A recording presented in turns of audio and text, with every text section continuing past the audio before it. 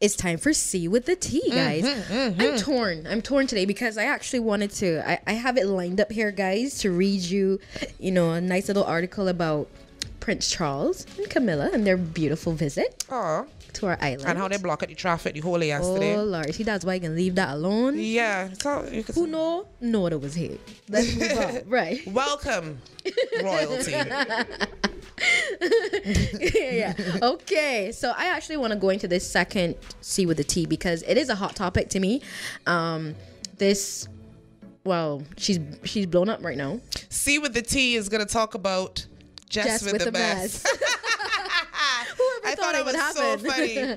So did you think about her when you were thinking about your name of the show for your segment? Not really, no. I think that's such a coincidence. I know. And she's like a favorite comedian of mine. She's getting really big on Instagram. She's from the States.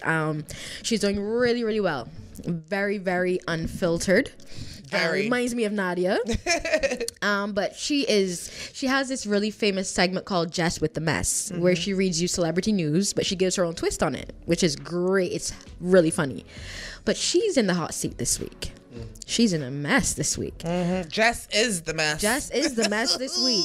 See what I did there? But she has over 1 million followers on social media, and this week she took a flight and she made a joke. She was filming some passengers and they were wearing turbans. Yeah. I guess she mistook them for Muslims or someone of that denomination, and they were actually Sikh. Yeah, they were actually Sikh. Yeah. And Sikhs are often mistaken for Muslims. Yeah. And they were really offended and they were really hurt to the point where she laughed and she said she was feared for her life. And the passengers actually were not allowed to go on the flight. And then she went back on her live to her followers and she said, see, I guess it was only me that was worried. And I still fear for my life and I said what I said and I don't care. So the Sikh community is in an uproar right now. A lot of her fans are disappointed. A lot of them in Muslim community as well. Yeah. Because, she assumed that they were Muslim. Yeah. Outraged. And the black community. Yeah. I found a lot of black people who are following her are really upset. Yeah. Really upset. I'm highly disappointed. But she came out and she apologized. She said she accepts her mistake and she's growing, and just teach her and stuff like that. But it's to the point where people don't want the apology. I don't think it's genuine. You don't think it's genuine? No. I don't think it's genuine either, but because, after she did it, she then came back on live and she said, she was like, she was putting up the middle finger. Yeah, it was bad. I'm glad for her. I'm glad. Take your backlash. You were very, very bitter. You handled everything in poor taste. Everything was handled in poor taste. I don't think it was a joke. Yeah. You were very aggressive in your delivery on your life. It didn't feel like a joke. It didn't feel like you were talking. There's a way of doing jokes. Like I've seen people like Richard Pryor touch on situations with race or, show his vulnerability with race and never open his mouth and uttered any of those words. See, like seriously. Right. You can look at someone really awkward. Like there are other things that you can utilize to get your point across without going to that point of using your words to disrespect people. Right. And these are the fine lines that you go trot all the time as a comedian. Yeah. And she has such a big platform. You should know. You've been on Wilding Out and you on the Rel show and you got a lot of seasoning in rubbing you meat. Like pause. But you know what I mean. She's seasoned as a comedian. She should have known better. She was way too aggressive for me to take it as a joke. Her followers on the live that were actually trying to explain to her on site as it was happening that what she was doing was wrong. She cussed them too. Yeah. Washed them off slowly. Yeah. So when people are trying to educate you, you spit in their face as well. You gotta take this. I really think she just gotta take this. Yeah. All the fake, I had time to really think about it. Not I want to give me a break, Jess. Not that you're hearing me or anything. I know I'm barking up a real tall tree. But yeah.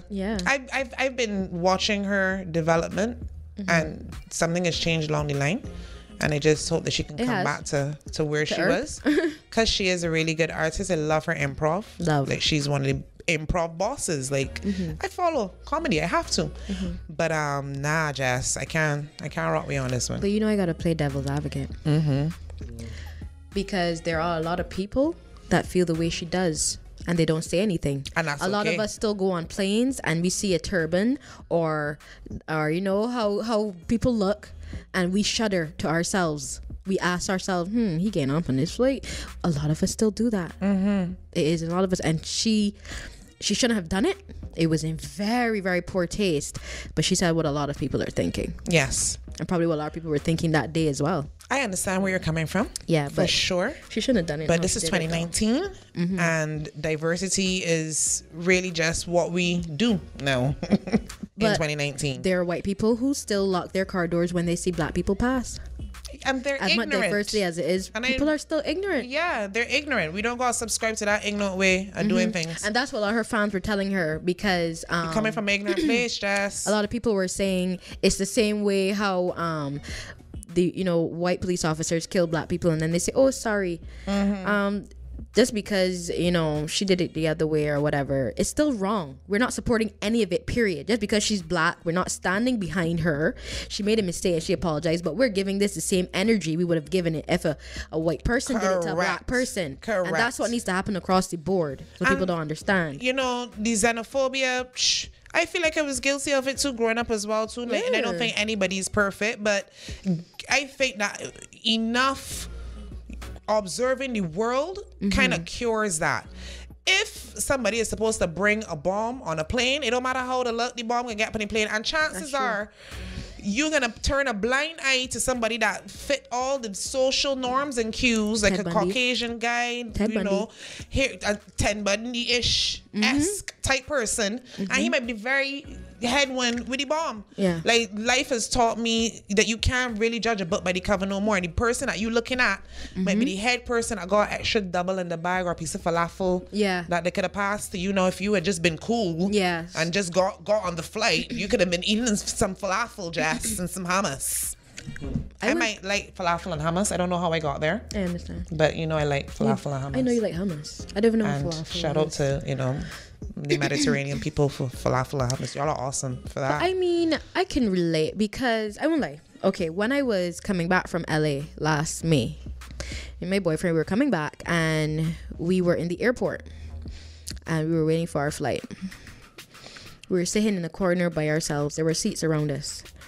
This guy comes and he sits down with us. He's across from us, Caucasian guy. Right. Looked very normal. Then all of a sudden he starts to unpack a little bit. Like he takes out this bag out of his bag and he takes out this robe and he puts it on and wrap this around his neck, upon this little thing on his head, and he starts laying down things on the ground, kneel down and bow over. Yeah, like he's about to pray and do something, and people around us started shifting. People were shifting from around us. And I wanted to shift too, I won't lie. I was a little nervous. It had me good. Took you out of your norm. Yeah. It's not your norm. But I didn't move. My boyfriend had gone to the bathroom, so he wasn't even next to me at the time. He came back and he was like, he realized people shifted from around us. And I was still there sitting across from the guy. But this time the guy was praying on the ground.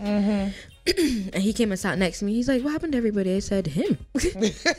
People are still thinking 9/11. People are still scared. Yeah. That's why when I realized people were really still scared. And I said, you know what? I'm not going to play into this fear. Yes. I don't know anything about him. Good for you, I'm not going to assume that he's, Because the more people do what you did, the more people relax and realize that this man has his rituals that are attached to his religion.